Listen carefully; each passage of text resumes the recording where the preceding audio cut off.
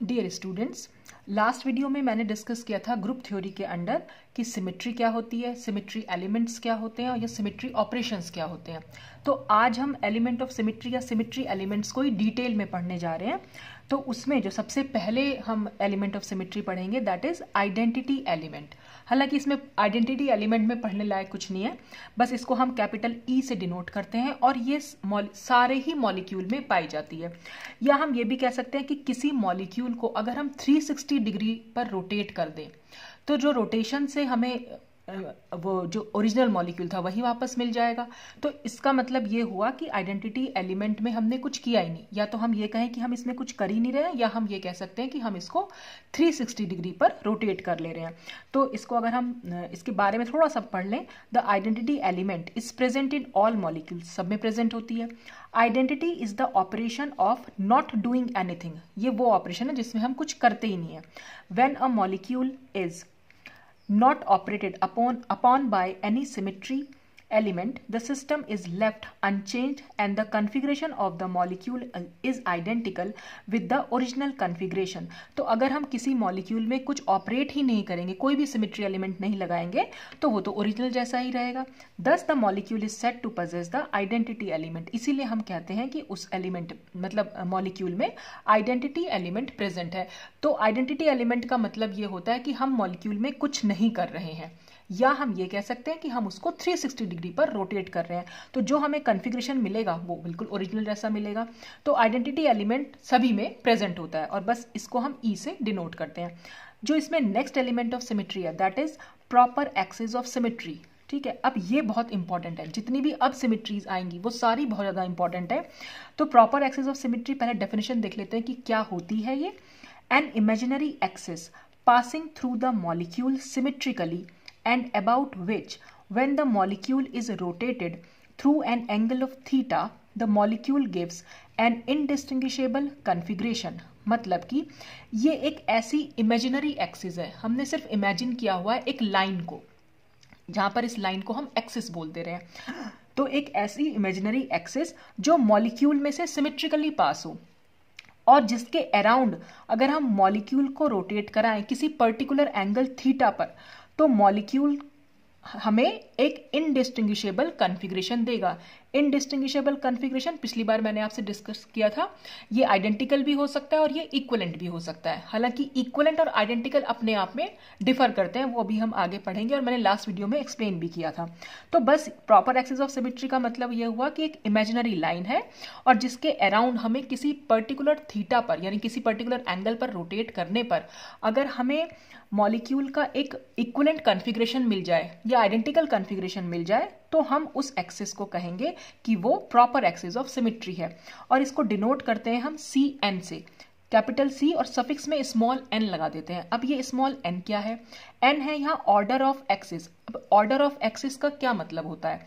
Order of axis का मतलब ये है कि कितनी बार मॉलिक्यूल को हमने रोटेट किया और फिर हमें जाकर वो इनडिस्टिंग्विशेबल कॉन्फ़िगरेशन मिला। तो नंबर ऑफ टाइम्स है रोटेशन का, कि रोटेशन को हम कितनी बार मतलब हम यूज कर रहे हैं, कितनी बार मॉलिक्यूल को रोटेट कर रहे हैं।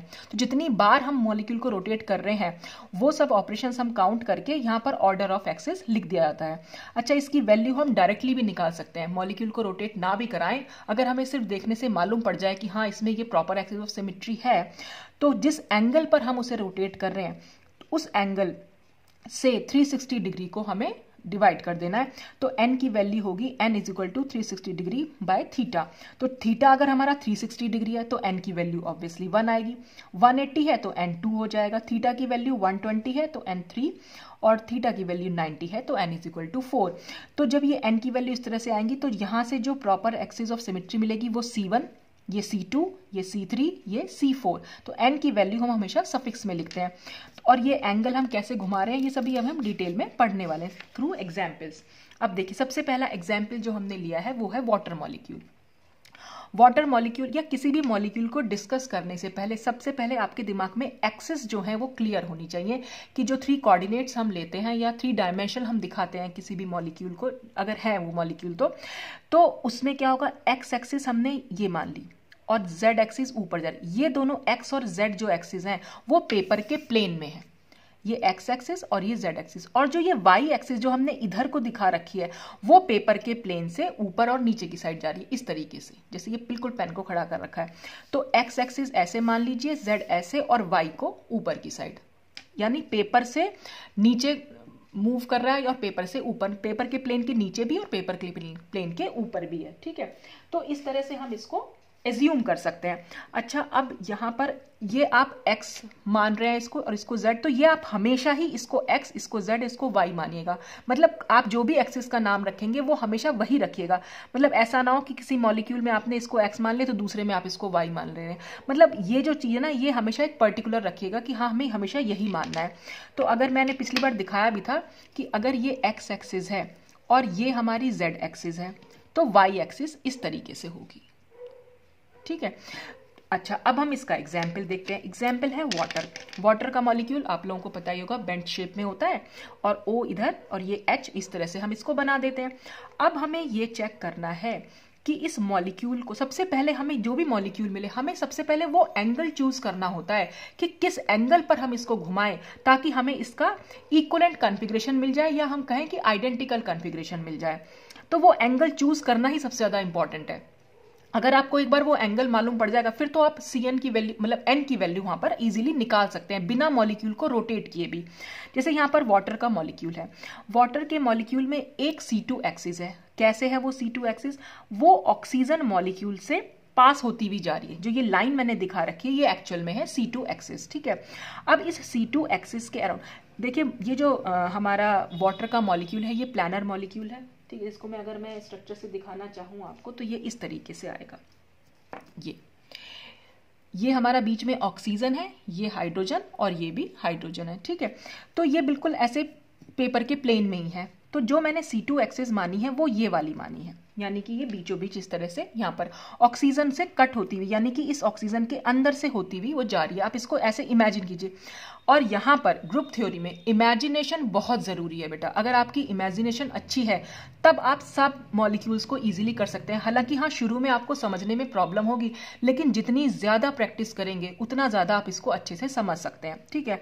तो यहाँ पर जो एक्सिस मैंने इमेजिन की वो इस ऑक्सीजन मॉलिक्यूल के अंदर से होती हुई जा रही है। तो ये अब अंदर से तो मैं नहीं दिखा सकती, तो मैंने इसको पेन को इसके ऊपर रख दिया, ठीक है। अब क्या करना है, हमें इस एंगल के अराउंड इसको इस एक्सिस के अराउंड इसको रोटेट कराना है। अराउंड रोटेट कराने का क्या मतलब होता है कि अगर हमारी एक्सिस है ऐसे तो हम रोटेशन कराएंगे मॉलिक्यूल की ऐसे, ठीक है। अगर हमारी एक्सिस है ऐसे तो मॉलिक्यूल को ऐसे रोटेट कराएंगे, इसके अराउंड कराना हो तो। और अगर हमारी एक्सिस है ऐसे तो हम ऐसे रोटेट कराएंगे। तो पहले आपको रोटेशन क्लियर होनी चाहिए, एक्सिस क्लियर होनी चाहिए कि एक्सिस के अराउंड रोटेशन कराते कैसे हैं। तो हम ये वाली एक्सिस है तो ऐसे कराएंगे, ये एक्सिस है तो हम ऐसे कराएंगे, और अगर ये एक्सिस है तो हम इस तरीके से कराएंगे। तो हमारे पास ये वाली एक्सिस है, ठीक है। चाहे मैं इसको नीचे लगाऊं चाहे ऊपर, बात तो वही है कि ये बस इसके बीच में से होते हुए जा रही है। तो अगर मैं इसके अराउंड रोटेशन करा दूं तो क्या होगा? तो मॉलिक्यूल हमें बिल्कुल वैसा का वैसा ही मिल जाएगा। पहले भी हमारा H2O ऐसा ही था, और अभी भी इसको घुमाने के बाद भी हमारा H2O ऐसा ही है। और हमने किसके अराउंड घुमाया? इस वाली एक्सिस के। और इस वाली एक्सिस के अराउंड हम ऐसे ही तो घुमाते हैं इसको, मॉलिक्यूल को। तो हमने इसको ऐसे करके यूं घुमा दिया, ठीक है। तो जब यूं घुमाया तो घुमाने पर भी हमें एक इक्वलेंट कॉन्फ़िगरेशन मिल गया। यहाँ पर अभी हमें आइडेंटिकल नहीं मिला है, अभी मैं बताऊंगी कि क्यों नहीं मिला है। देखिए, ये तो था हमारा ओरिजिनल मॉलिक्यूल। ओरिजिनल मॉलिक्यूल को मैंने सिर्फ यूं पकड़ा और यूं पकड़ के मैंने सिर्फ यूं घुमाया है ये वाली एक्सिस के अराउंड। तो क्या हुआ? ये भी H2O ही लग रहा है और ये भी H2O ही था, लेकिन ये दोनों एक दूसरे से बस एक जैसे कह सकते हैं, लेकिन ये बिल्कुल ये नहीं है एक जैसा। मतलब इसके जैसा तो है लेकिन एग्जैक्ट ये नहीं है। क्यों नहीं है एग्जैक्ट? क्योंकि यहाँ पे अगर मैं नंबरिंग कर दूं, इसको मैं H1 लिख दूं और इसको H2 लिख दूं, तो या इसको H1 और इसको H2 मान लूं, तो जब मैं इसको ऐसे घुमाऊंगी तो H1 मेरा यहाँ चला जाएगा और H2 मेरा यहाँ पर आ जाएगा। तो क्योंकि एटम्स की पोजीशन चेंज हो गई है तो इसलिए हम कहेंगे कि इसके जैसा तो है पर ये नहीं, एग्जैक्ट ये नहीं है। एग्जैक्ट तो ये यहाँ पर हम कहेंगे कि ये एक इक्वलेंट स्ट्रक्चर हो गया या इक्वलेंट कॉन्फ़िगरेशन हो गया, या हम इसको कहेंगे इनडिस्टिंग्विशेबल कॉन्फ़िगरेशन। इसमें और इसमें कोई डिफरेंस नहीं है। अगर ये नंबरिंग में हटा दूं तो कोई डिफरेंस नहीं है दोनों में, लेकिन फिर भी मॉलिक्यूल रोटेट तो हुआ है, ये हमारी टॉप फेस थी और जब मैंने इसको घुमा दिया तो ये ऊपर अब इसकी बैक फेस आ गई है। तो मॉलिक्यूल घूमा तो है लेकिन हमें पता नहीं चल पाया अगर हम नंबरिंग ना करें तो ये होता है इक्विवेलेंट स्ट्रक्चर। ठीक है, अब जब मैंने इसको दूसरी बार रोटेट कराऊं, पहली बार मेरा ऐसा था, दूसरी बार मैंने इसको ऐसे कराया। ठीक है, अब अगर मैं फिर से रोटेट करा दूं तो क्या होगा, फिर से रोटेट कराने पर ये H2 यहां पहुंच जाएगा और ये H1 यहां पहुंच जाएगा। तो अब ये इसके जैसा हो गया, अब ये दोनों बिल्कुल इक्वल हैं, यानी ये बिल्कुल हमें ओरिजिनल मॉलिक्यूल जैसा मिल गया।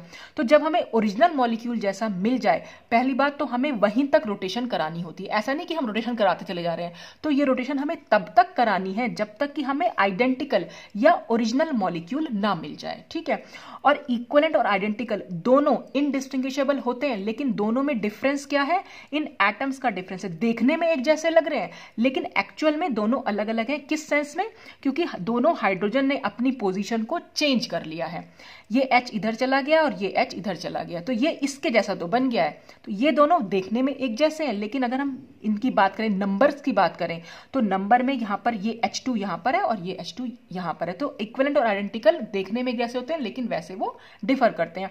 तो होते दोनों के दोनों इनडिस्टिंग्विशेबल। ये तो पहली बात तो ये कि एक ऐसा एंगल चूज करना है जिसके अराउंड रोटेशन कराने से हमें इनडिस्टिंग्विशेबल कॉन्फ़िगरेशन मिले। दूसरी बात, हमें कब तक रोटेशन कराना है, हमें तब तक रोटेट कराना है मॉलिक्यूल को जब तक कि हमें आइडेंटिकल कॉन्फ़िगरेशन ना मिल जाए। तीसरी बात, हमने यहां लिखा हुआ है C, तो हमें अब कहां, अब ये बात सबसे पहले तो हमें मालूम होना चाहिए कि हमारी जो CN एक्सिस थी वो कौन सी बनी, C2 बनी, C3 बनी, C4 बनी। तो हमें N की वैल्यू निकालनी है। तो N की वैल्यू अभी मैंने बताई कि N की वैल्यू कैसे निकालेंगे, 360 डिग्री डिवाइडेड बाय 180 डिग्री, क्योंकि हम 180 डिग्री पर रोटेट कर रहे हैं। तो जब हम इसको ऐसे सॉल्व करेंगे तो 2 आ जाएगा आंसर, जैसे मैंने यहां पर किया था। थीटा अगर 180 डिग्री है तो हम यहां N की वैल्यू निकालें तो N की वैल्यू आती है 2। तो इसलिए जो ये CN एक्सिस थी अब हम इसको लिखेंगे C2 एक्सिस, क्योंकि हमें N की वैल्यू पता चल गई।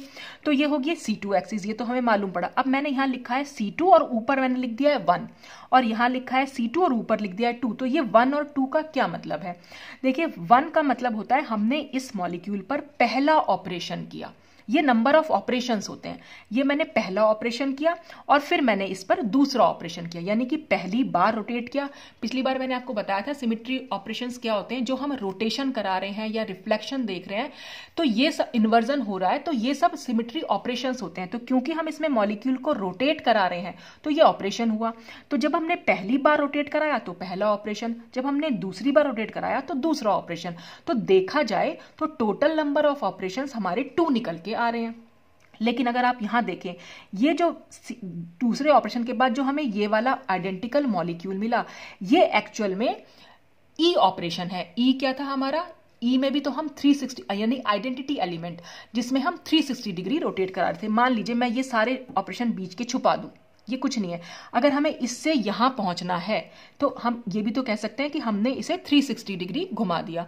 तो 360 डिग्री घुमाया और एक बार घुमाया, तो अगर 360 डिग्री घुमाया है तो हम अगर n की वैल्यू निकालेंगे तो क्या निकलेगी, यहां पर हम 360 डिग्री रखेंगे, 360 से 361 आ जाएगा, और हम सिर्फ एक बार घुमा रहे हैं तो हम लिख रहे हैं C1, क्योंकि n की वैल्यू 1 आई, और क्योंकि हम एक ही बार घुमा रहे हैं तो C11। ठीक है, और इससे हमें आइडेंटिकल मॉलिक्यूल मिल रहा है।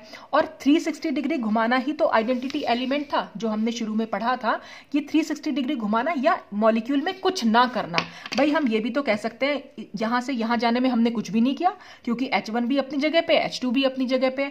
तो ये एक एक्चुअल में ऑपरेशन था जो हम ऑलरेडी मॉलिक्यूल में आइडेंटिटी एलिमेंट क्योंकि ऑलरेडी प्रेजेंट होता है तो हम इस ऑपरेशन को काउंट नहीं करते हैं। ये थोड़ा सा और ज्यादा अच्छी तरह आपको तब समझ में आएगा जब हम पॉइंट ग्रुप्स पे नंबर ऑफ ऑपरेशंस निकालेंगे, क्योंकि वहां पर हम आइडेंटिटी एलिमेंट ऑलरेडी काउंट कर चुके होते हैं, तो इसलिए हम इसको दोबारा काउंट नहीं करते हैं। तो जब कभी भी हमारे पास CNN आ जाए, यानी जो वैल्यू यहां लिखी है वही वैल्यू यहां लिखी हो, तो वो हमेशा E के बराबर होती है, तो उसको हम नंबर ऑफ ऑपरेशंस में काउंट नहीं करते हैं। तो अब अगर कोई नंबर ऑफ ऑपरेशंस पूछे फॉर CN तो उसकी वैल्यू हमेशा N-1 होती है। ये फॉर्मूला आप हमेशा के लिए याद रखिएगा, ये बहुत काम आने वाला है जब हम पॉइंट ग्रुप्स पढ़ेंगे और उसके नंबर ऑफ टोटल ऑपरेशंस हम वहां पर काउंट करते हैं। तो Cn के लिए टोटल नंबर ऑफ मतलब ऑपरेशंस होते हैं n-1, तो यहाँ पर n की वैल्यू क्योंकि 2 है तो 2 - 1 = 1। और हमने अभी बताया वैसे भी हमें जब ऑपरेशंस काउंट करने हो Cn के लिए तो हम आइडेंटिकल से ठीक पहले वाले तक सिर्फ ऑपरेशंस को काउंट करेंगे, हम ये वाले को काउंट नहीं करते क्योंकि ये ई के इक्वल होता है। तो अगर मैं इसको छुपा लूं तो इसका मतलब हमने यहां से यहां तक पहुंचने में सिर्फ एक ही ऑपरेशन किया और वही हमारा ऑपरेशन का वैल्यू n-1 से भी आ रही है। तो आप इसको हर बार रोटेट करके तो नहीं देखेंगे, बहुत सारे मॉलिक्यूल्स होते हैं जहां पे हमें रोटेशन समझ में भी नहीं आती, तो कई बार हम नंबर ऑफ ऑपरेशंस फॉर्मूला से ही निकाल के देख लेते हैं। तो एक बार अगर हमें एंगल पता है, Cn की वैल्यू पता है, तो हम n-1 से ऑपरेशंस निकाल सकते हैं।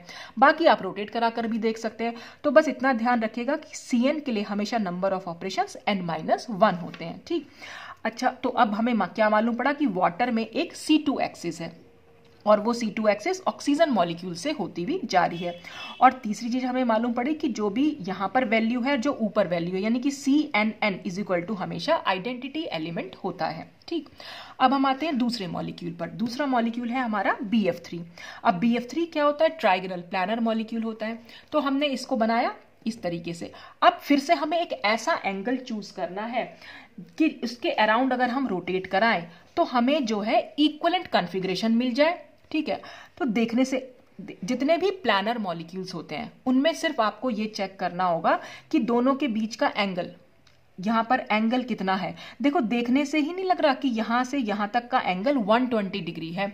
तो इसीलिए जैसे ही हम इसको 120 डिग्री पर रोटेट करेंगे तो ये F1 जो है F2 बन जाएगा, F2 F3 पर आ जाएगा और F3 यहां पहुंच जाएगा। तो ये इस तरह से। अच्छा, ये रोटेशन मैं आपको बता दूं, या तो आप क्लॉकवाइज करवा सकते हैं या एंटी क्लॉकवाइज, लेकिन हर ऑपरेशन में आपको सेम ही रखनी है। अगर आपने शुरुआत क्लॉकवाइज से करी है तो हर बार आप क्लॉकवाइज ही घुमाएंगे। अगर आपने शुरुआत एंटी क्लॉकवाइज से की है तो हर बार आप एंटी क्लॉकवाइज ही करेंगे। तो यहां पर जो मैंने किया हुआ है वो मैंने इस तरीके से क्लॉकवाइज डायरेक्शन में कर रखा है। तो पहला, यानी कि जब हमें मालूम पड़ गया 120 डिग्री है और हमारा F यहाँ आ रहा है, ये F यहाँ जा रहा है और ये F यहाँ जा रहा है। देखिए, अगर मैं इसको यहाँ पर दिखा दूँ आपको, ये हमारा BF3 मॉलिक्यूल है, ये B हो गया, ये तीनों F हो गए। तो देखिए यहाँ पर अगर मैं एक पॉइंट बना दूँ, ये एक पॉइंट बना दूँ और ये एक पॉइंट बना दूँ, ठीक, तो क्या बन जाएगा? इन तीनों को अगर मैं मिला दूँ तो हमारे पास एक ट्रायंगल बन जाएगा। और ट्रायंगल में हम अपने आप से समझ सकते हैं कि अगर हम इसको 120 डिग्री पर एंगल देखने से भी लग रहा है कि इनके बीच में ये 120 डिग्री का एंगल है। तो अगर मैं इसको 120 डिग्री पर घुमाऊं, अब कैसे घुमाऊं, कौन सी वाली एक्सिस मैंने चूज की है, ये तो मैंने आपको बताया ही नहीं कि वो एक्सिस जो चूज की है वो B एटम से होती हुई जा रही। सपोज ये रही वो, मैं इसको यहां लगा दिया। ये जो एक्सिस मैंने दिखा दी है ऊपर की साइड, जो आपको ऐसे मैं दिखा दूं तो ये वाली जो एक्सिस है, तो ये जो एक्सिस है इसके अराउंड हम इसको रोटेट करा रहे हैं 120 डिग्री पर। देखिए कैसे करा रहे हैं हम इसको रोटेट। ये तो हमारी एक्सिस हो गई, इसके अराउंड अगर मैं रोटेट कराऊं तो ये जब 120 पर कराऊंगी तो ये वाला यहां आ जाएगा एटम, ये एटम यहां पहुंच जाएगा और इधर वाला यहां आ जाएगा। देखिए इसको ऐसे करा सकते हैं, ये रोटेट करा दिया। तो रोटेट कराने पर अब जो यहां था वो यहां पहुंच गया है, ठीक है। और फिर से एक बार और रोटेट करा दूं, तो जब मैं फिर से एक बार और रोटेट कराऊंगी तो जो यहां था वो यहां पहुंच जाएगा। तो इस तरीके से क्या हम रोटेशन करा रहे हैं और 120 डिग्री पर करा रहे हैं। तो हमारी एक्सिस की वैल्यू क्या निकलेगी, मतलब कौन सी Cn निकलेगी, तो 360 डिग्री डिवाइडेड बाय 120 डिग्री, क्योंकि हमें n की वैल्यू निकालनी है। तो n की वैल्यू आ जाएगी 3, तो इसलिए हम लिख सकते हैं कि यहां पर C3 एक्सिस प्रेजेंट है और वो एक्सिस बोरॉन एटम से होती हुई जा रही है। तो आप समझ सकते हैं इसको इस तरीके से। तो आपको सिर्फ एंगल पहचानना है, मेन चीज होती है एंगल पहचानना।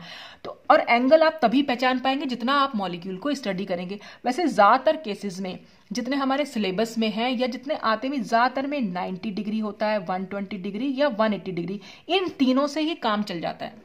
मैक्सिमम केसेस में इन तीनों से काम चल जाएगा। बाकी तो फिर आप जितना प्रैक्टिस करेंगे आपको समझ में। हालांकि इसके अलावा भी एंगल्स होते हैं 60, जैसे बेंजीन रिंग में 60 डिग्री पर ही घुमाया जाता है, तो वो आपको धीरे धीरे प्रैक्टिस करके समझ में आएगा। तो यहां पर आपने देखा, जैसे अब अगर मैं फिगर की हेल्प से बताऊं तो हमने पहला ऑपरेशन किया C1, ठीक है। तो ये F1 जो था वो यहां पहुंच गया, फिर ये 2 यहां और 3 यहां, फिर ये हमें एक इक्विवेलेंट कॉन्फ़िगरेशन मिला। इक्विवेलेंट क्यों? क्योंकि अभी भी यहां पर F2 है तो हमारा यहां पर F1 है। देखने में एक जैसे हैं, लेकिन क्योंकि एटम की पोजीशन चेंज हो गई है तो इसलिए आइडेंटिकल नहीं कहेंगे हम, ये इक्विवेलेंट, इनडिस्टिंग्विशेबल भी हो सकता है और इक्विवेलेंट भी हो सकता है। फिर हम C2 3, यानी कि हम एक और ऑपरेशन करेंगे, तो इसलिए हमने ऊपर की साइड नंबर 2 लिख दिया और नीचे तो 3 रहेगा ही रहेगा क्योंकि C3 एक्सिस है हमारी और ये नंबर 2 है, डाला है सेकंड ऑपरेशन के लिए। सेकंड ऑपरेशन में यानी कि हम फिर से रोटेट कर रहे हैं। अब की बार जब हम 120 डिग्री पर रोटेट करेंगे तो ये F1 यहाँ पहुंच जाएगा जैसा कि मैंने यहाँ दिखा दिया और बाकी भी फिर इसी तरह से घूम जाएंगे। फिर जब मैं तीसरी बार कराऊंगी यानी कि यहाँ पर C33 और ऊपर भी 3 लिख दिया क्योंकि अब मैं तीसरी बार रोटेट करा रही हूँ तो हम तीसरा ऑपरेशन कर रहे हैं इसमें। तो जब तीसरा ऑपरेशन करेंगे तो फिर से क्या हो, अब की बार क्या होगा, हमें आइडेंटिकल मॉलिक्यूल जो है यहाँ पर मिल जाएगा। अब आइडेंटिकल कैसे मिला, क्योंकि अब की बार 3 जो है था यहाँ पहुंच जाएगा, ये 1 यहाँ पहुंचेगा और ये 2 यहाँ पहुंचेगा, यानी इधर 1 है, ये 2 है, ये 3 है और ओरिजिनल में भी हमारा इधर 1 था, इधर 2 था, इधर 3 था। तो हमें आइडेंटिकल मिल गया है। तो अब हम इसमें रोटेशन और नहीं कराएंगे, हमें यहीं तक रोटेशन करानी थी।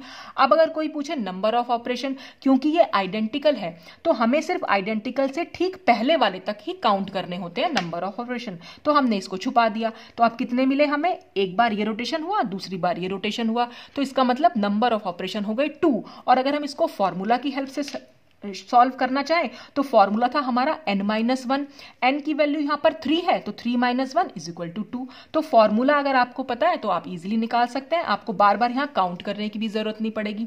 और यहां पर C33 का मतलब वही CNN, इसका मतलब यहां पर E है, तो ये C33 भी E के इक्वल हुआ, क्योंकि अगर मैं ये सारे ऑपरेशंस छुपा लूं यहां से यहां पहुंचने में लगेगा कि कुछ भी नहीं किया, या हम ये भी कह सकते हैं कि 360 डिग्री रोटेशन किया, तो इसलिए ये जो है E के इक्वल माना है। अच्छा, अब ये बात आती है कि क्या इस BF3 में कोई और एक्सिस भी प्रेजेंट है। तो अगर हमें कोई और एक्सिस दिख रही है तो जी हाँ, इसमें एक और एक्सिस भी प्रेजेंट है जो कि BF बॉन्ड से होती हुई जा रही है। देखिए ये वाली एक्सिस, ये वाली एक्सिस में क्या हो जाएगा कि अगर मैंने ये एक्सिस यहां बना ली और मैंने मॉलिक्यूल को ऐसे घुमा दिया, देखिए जैसे यहां पर ये रखा, ये था। अब मैं इसको हटा लेती हूं क्योंकि हमारा तो BF3 मॉलिक्यूल, ठीक है। अब मैं ये कह रही हूं ये वाली एक्सिस जो ये जा रही है, इस तरीके से जो जा रही है, देखिए इसके अराउंड अगर मैं घुमाऊंगी इसको, तो ये वाली एक्सिस है तो इसके अराउंड तो मैं ऐसे ही घुमा सकती हूँ, ये ऐसे घुमा दिया, ये मेरी एक्सिस है और इसके अराउंड मैंने ऐसे घुमा, तो ये वाली एक्सिस B और F बॉन्ड से होती हुई जा रही है। तो मेरे पास ये छोटी सी चीज है तो आप इसको लंबाई में समझ सकते हैं कि ये बिल्कुल इसके बीच में से इस बॉन्ड से होती हुई जा रही है और मैं इसके अराउंड इसको रोटेट कर रही हूं, तो हमें बिल्कुल इक्विवेलेंट कॉन्फ़िगरेशन मिल रहा है। बस चेंज क्या हो रहा है, B और F तो अपनी जगह पे ही घूम रहे हैं, ये वाला B और ये वाला F, लेकिन ये दोनों F अपनी पोजिशन को चेंज कर रहे हैं। देखिए ऐसे कर लिया ना चेंज। तो ये कौन सी एक्सिस हो गई, किस एंगल पे घुमाया मैंने इसको, ये घुमाया मैंने 180 डिग्री पर। सिंपल 180 डिग्री यही तो होता है। तो जब लेफ्ट हैंड साइड वाली चीज राइट हैंड साइड बन जाए और राइट हैंड साइड वाली चीज लेफ्ट हैंड बन जाए तो हमेशा C2 एक्सिस होती है। और सबसे अच्छी पहचान C2 की होती है कि आप सिर्फ मॉलिक्यूल को इस अंगूठे से और इस उंगली से पकड़िए और घुमा दीजिए। हमने जो अभी ये देखा था वाटर मॉलिक्यूल, इसमें भी C2 थी, तो हमने क्या करा था, इस C2 को ऐसे पकड़ा और ऐसे घुमा दिया और हमें एक इक्विवेलेंट ओरिएंटेशन मिल गया। और ऐसे ही हमने यहाँ पकड़ा, इसको पकड़ा और ऐसे घुमा दिया, ये था और ये घुमा दिया, ठीक है। और फिर से ये तो हमें इक्विवेलेंट मिला और फिर से अगर हम घुमा देंगे तो फिर हमें आइडेंटिकल मिल जाएगा। तो मैंने यहाँ पर यही दिखाया हुआ है कि जब पहली बार घुमाया तो ये F1 तो अपनी जगह पे रहेगा, B भी अपनी जगह पे रहेगा, ये F2 यहाँ आ जाएगा और F3 यहाँ आ जाएगा। फिर हम दूसरा ऑपरेशन करेंगे तो फिर से 3 यहाँ और 2 यहाँ, यानी कि ये और ये दोनों एक दूसरे के आइडेंटिकल हो जाएंगे। तो ये दोनों आइडेंटिकल है और हमें अगर नंबर ऑफ ऑपरेशन काउंट करने पड़े तो हम लास्ट वाले को काउंट ही नहीं करते हैं, हम सिर्फ इससे पहले वाले को काउंट करते हैं। तो ये दोनों यहाँ तक पहुंचे तो ये सिर्फ एक ही ऑपरेशन हुआ। तो अब क्योंकि ये C2 एक्सिस थी, 180 डिग्री पर रोटेट किया था हमने, तो उसके लिए नंबर ऑफ ऑपरेशंस क्या निकलेंगे, n-1 यानी 2 - 1 और 1 के। तो हमें कब तक रोटेट करना पड़ता है, जब तक कि हमें आइडेंटिकल ऑपरेशन, आइडेंटिकल इमेज ना मिल जाए या आइडेंटिकल ओरिएंटेशन ना मिल जाए मॉलिक्यूल का। अच्छा, अब दूसरी बात ये कि एक यहाँ पर हमें C2 तो दिख गई है, क्या इसके अलावा भी कोई और C2 है।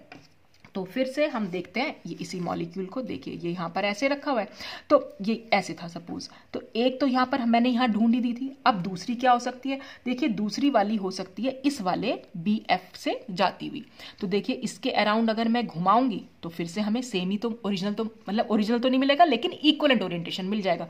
फिर से मैं घुमा दूंगी तो फिर मुझे ओरिजिनल मिल जाएगा। तो ये वाली इस BF से भी तो होती हुई जा रही है एक C2 एक्सिस, और ठीक ऐसे ही इस वाले BF से भी होती हुई एक एक्सिस जा रही है कि देखिए जैसे मैंने ये पकड़ा हुआ है और इसके अराउंड अगर घुमाया तो फिर से मुझे इक्विवेलेंट ओरिएंटेशन मिल गया, और एक बार मैं फिर से घुमा दूंगी तो फिर मुझे ओरिजिनल मिल जाएगा। तो इस तरह से इस BF3 में 3 C2 प्रेजेंट है। एक तो मेरी यहां थी इस BF बॉन्ड से होती हुई, दूसरी ये थी इस BF बॉन्ड से होती हुई, और तीसरी ऐसे थी इस BF बॉन्ड से होती हुई। तो इस तरह से 3 C2 एक्सिस यहां पर निकल के आ रही है। आई होप कि आपको समझ में आएगा, यानी कि पहले BF जब मैंने पहली बार घुमाया तब भी मैंने इसको इन्हीं दोनों चीजों से, मतलब अंगूठे से और इस उंगली से पकड़ा हुआ था ऐसे करके, और जब मैं इसको ऐसे पकड़ लूंगी तब भी मैं इसको ऐसे घुमा सकती हूँ, ठीक है, या फिर मैं इसको ऐसे पकड़ लूंगी ऐसे घुमा सकती हूँ। तो C2 एक्सिस के लिए हमें सिर्फ ये अंगूठा और ये उंगली ही चूज करनी होती है, और इससे आराम से आप C2 निकाल सकते हैं। वो 180 डिग्री का रोटेशन होता है। जब मैं हमारी थंब और ये वाली फिंगर जो है इस तरह से हो जाए तो वो 180 डिग्री रोटेशन होता है, और 180 एक लंबाई तो होती है। तो मैंने इसमें यही तो किया, इसको ऐसे करके ऐसे घुमा दिया। देखिए अब अगर मान लीजिए वाटर में भी मैंने आपको ऐसे ही बताया था, ये तो था मैंने 180 डिग्री, ठीक है। अगर मैं इसको ऐसे घुमाती तो ये होता 90 डिग्री, फिर मैंने ऐसे घुमाया तो एक और 90 यानी कि 180 डिग्री। तो अगर मैं 90 डिग्री घुमा रही हूं तब थोड़ा ना मुझे इक्विवेलेंट ओरिएंटेशन मिल रहा है, मुझे 180 पर ही ओरिएंटेशन इक्विवेलेंट मिल रहा है। तो इसलिए यहां पर C2 एक्सिस प्रेजेंट है। तो अब BF3 में हमें दो टाइप की एक्सिस देखने को मिल गई, एक C3 भी प्रेजेंट है और एक C2 भी प्रेजेंट है। तो जब हमें एक से ज्यादा ऑर्डर वाली एक्सिस किसी मॉलिक्यूल में मिल जाए तो वहां पर दो टाइप की एक्सिस हो जाती हैं। खैर उसको हमें भी देखेंगे कौन कौन सी होती हैं। पहले हम ये देखते हैं total number of operations BF3 में कितने हुए। तो BF3 में एक तो C3 एक्सिस थी और 3 C2 एक्सिस थी। देखिए 3 C2 एक्सिस थी ना, एक यहां से जाती हुई, एक यहां से जाती हुई और तीसरी यहां से जाती हुई।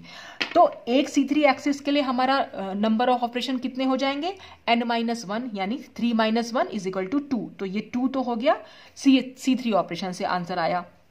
और 3 C2 है, एक C2 में हमें कितने ऑपरेशन मिलते हैं, 2 - 1 यानी एक ऑपरेशन। तो 3 C2 में कितने मिलेंगे, 3 ऑपरेशन। तो कुल मिलाकर हमारे पास टोटल नंबर ऑफ ऑपरेशन यहाँ पर 5 हो जाएंगे, ठीक है। तो इस तरह से हम नंबर ऑफ ऑपरेशंस भी यहाँ पर काउंट कर सकते हैं। अच्छा, अभी मैं आपको बता रही थी कि BF3 में C3 और C2 दोनों एक्सिस प्रेजेंट हैं। तो जब ये दो टाइप की एक्सिस प्रेजेंट होती है तो इनके नाम भी अलग अलग होते हैं। एक होती है इसमें से प्रिंसिपल एक्सिस और दूसरी होती है सब्सिडरी एक्सिस।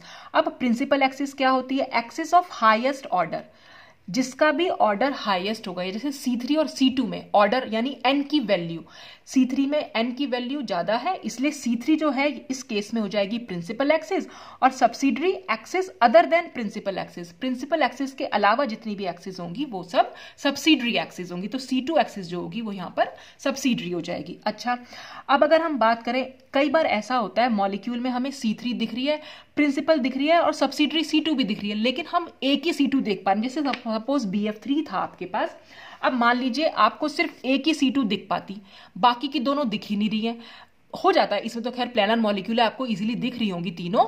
लेकिन अगर ना दिख पाए, लेकिन अगर आप एक C2 भी ढूंढ पाए तो उससे हमें क्या फायदा होता है। देखिए अगर किसी मॉलिक्यूल में CN अगर प्रेजेंट है तो उस मॉलिक्यूल में या तो कोई C2 होगी ही नहीं, और अगर C2 हुई तो n C2 होंगी। n का मतलब जो यहां वैल्यू लिखी हुई है। जैसे फॉर एग्जाम्पल BF3 में C3 एक्सिस थी, इसीलिए उसमें 3 C2 थी जो यहां n का नंबर लिखा हुआ था। तो आपको अगर एक C2 भी दिख जाती तो आपको बाकी C2 देखने की जरूरत नहीं, आप सिर्फ आंसर में लिख सकते हो कि यहां पर 3 C2 प्रेजेंट है। तो आपने ध्यान रखना है, अगर CN है मॉलिक्यूल में तो या तो उसमें कोई C2 होगी ही नहीं, लेकिन अगर आपको एक C2 भी दिख जाए तो इसका मतलब है जो भी CN का नंबर होगा उतनी ही C2 एक्सिस वहां पर प्रेजेंट होंगी। सपोज कि अगर हमारे पास कहीं पर C4 एक्सिस दिख जाए, C4 एक्सिस कहां पर दिख सकती है, देखिए अब मैं नेक्स्ट एग्जाम्पल और ले लेती हूँ यहीं साइड बाय साइड। ये क्या चीज है, PTCl4, PTCl4, ठीक है। PTCl4 में यहां पर प्लैटिनम है, ये सब Cl है, स्क्वायर प्लेनर होता है नेचर में, ठीक है। अब अगर हमें PTCl4 में सबसे पहले हमें एक्सिस ढूंढनी है, ठीक है, ऐसी एक्सिस जो इक्विवेलेंट ओरिएंटेशन दे। अब कौन सा एंगल हम रोटेट करें, तो ये तो प्लैनर मॉलिक्यूल है। प्लैनर मॉलिक्यूल में बस आपको सिर्फ इतना इमेजिन करना है कि ये जो यहां पर ये इसके जहां जहां वो जो आपके एटम्स हैं, बस आपने उन एटम्स को बना लिया और उन एटम से फिर लाइन ड्रॉ करी, और लाइन ड्रॉ करने पर जैसे यहाँ पर ये और ये मिल गया। तो हमने ये इस तरीके से एक स्ट्रक्चर हमारे पास निकल के आ गया। तो ये एक स्क्वायर प्लानर बन गया। और यहाँ पर क्योंकि एंगल 90 डिग्री होता है तो हमें पता चल गया कि हम इसको अगर 90 डिग्री घुमा दें तो 90 डिग्री घुमाने पर हमें एक इक्विवेलेंट कॉन्फ़िगरेशन यहाँ मिल जाएगा।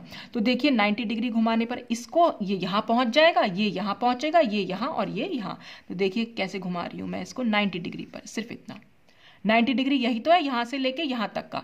ठीक है, तो अब एक दूसरे 90 पे घुमाऊंगी तो मैं इसको ऐसे घुमा लूंगी, तीसरे 90 पे घुमाऊंगी तो यहाँ, और चौथे 90 पे फिर से यहाँ। तो मैं कितनी बार घुमा रही हूँ इसको, मैंने इसको कितनी बार घुमाने पर जो हमें ओरिजिनल मॉलिक्यूल मिल रहा है तो वही उसका ऑर्डर कहलाता है। तो C4 का मतलब है इसको मैंने 4 टाइम्स घुमाया।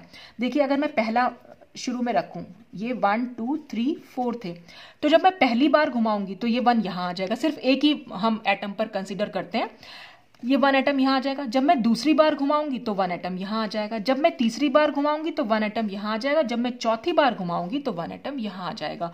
तो 4 बार घुमाने पर मुझे आइडेंटिकल कॉन्फ़िगरेशन मिलेगा।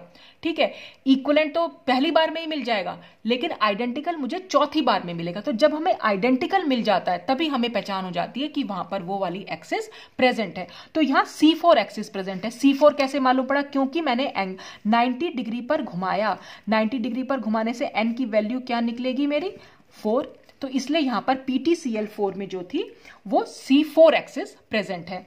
अच्छा, अब अगर C4 एक्सिस प्रेजेंट है तो इसका मतलब या तो इसमें एक भी C2 नहीं होगी या फिर इसमें 4 C2 होंगी। तो अगर मुझे एक C2 भी दिख जाए तो फिर मैं निकाल सकती हूं कि यहां पर 4 C2 होंगी। अब वो एक C2 कहां से देखेंगे भाई?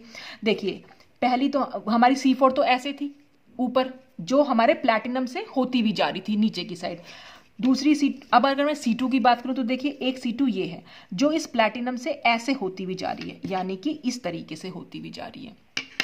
तो देखिए ये हमारी वो C2 है, और इस C2 के अलोंग अगर मैंने इसको रोटेट करा दिया तो बिल्कुल वही ओरिजिनल कॉन्फ़िगरेशन ही तो मिल जाएगा हमें इसका। या मैं इस मॉलिक्यूल को ऐसे पकड़ूं और ऐसे घुमा दूं तब भी मुझे ओरिजिनल मिल गया। ठीक है, आप इसको ऐसे पकड़ा और ऐसे घुमाया। ठीक है, एक C2 मिल गई। अब मैं आपको 4 C2 दिखाऊंगी, इसमें 4 C2 कैसे हैं। दूसरी C2 कैसे मिलेगी? दूसरी C2 यहां से होती भी जा रही है, यानी कि मैंने इसको ऐसे पकड़ा और ऐसे घुमा दिया। ये थी मेरी, इसको ऐसे घुमा दिया। ठीक है, ये दूसरी C2 हो गई। तीसरी C2 कैसे मिलेगी? तीसरी C2 इस क्लोरीन से, इस प्लैटिनम से और इस क्लोरीन से होती भी जा रही है, यानी कि इसके अलोंग इस तरीके से। तो फिर जब मैं इसके अलोंग, फिर से मैंने इन्हीं दोनों उंगली और थंब का यूज किया और मैंने इसको ऐसे रोटेट कर दिया, फिर से हमें ओरिजिनल मॉलिक्यूल मिल गया। ओरिजिनल से, सॉरी मैं बार बार ओरिजिनल बोल रही हूँ, इक्विवेलेंट। पहली बार जब हम रोटेट करते हैं तो हमें हमेशा इक्विवेलेंट मिलता है। ठीक, अब चौथी C2 कहां से आ जाएगी? चौथी C2 इस PT, ये Cl और ये Cl, यानी यहां से आएगी। तो मैंने इसको ऐसे पकड़ा ये वाला और इसको फिर से ऐसे घुमा दिया। ठीक है, तो यानी कि हमारी जो 4 C2 थी, एक तो ऐसे जाएगी, एक ऐसे जाएगी, यानी प्लैटिनम और Cl से होती हुई, ये पहली, ये दूसरी, तीसरी यहां से जाएगी सिर्फ प्लैटिनम से होती हुई, और चौथी यहां से जाएगी। तो इस तरह से 4 C2। तो अगर आपको एक C2 भी समझ में आ रही है तो बाकी C2 देखने की जरूरत नहीं, आप आंख बंद करके वहां पर 4 C2 लिख सकते हैं, क्योंकि हमारे पास ऑर्डर जो निकल गया था वो C4 था। मान लीजिए कहीं पर C5 है, अगर उसमें कोई C2 हुई, या तो कोई C2 होगी ही नहीं, लेकिन अगर हुई तो वहां पर 5 C2 होंगी। अगर C6 है तो या तो कोई C2 होगी नहीं, लेकिन अगर आपको C2 दिख गई एक भी, तो इसका मतलब वहां पर 6 C2 होंगी। तो ये मैं आपको बताना चाहिए, एक ट्रिक है इसकी पहचानने की कि अगर Cn प्रेजेंट है तो उसमें n C2 होती है या फिर कोई C2 होती ही नहीं।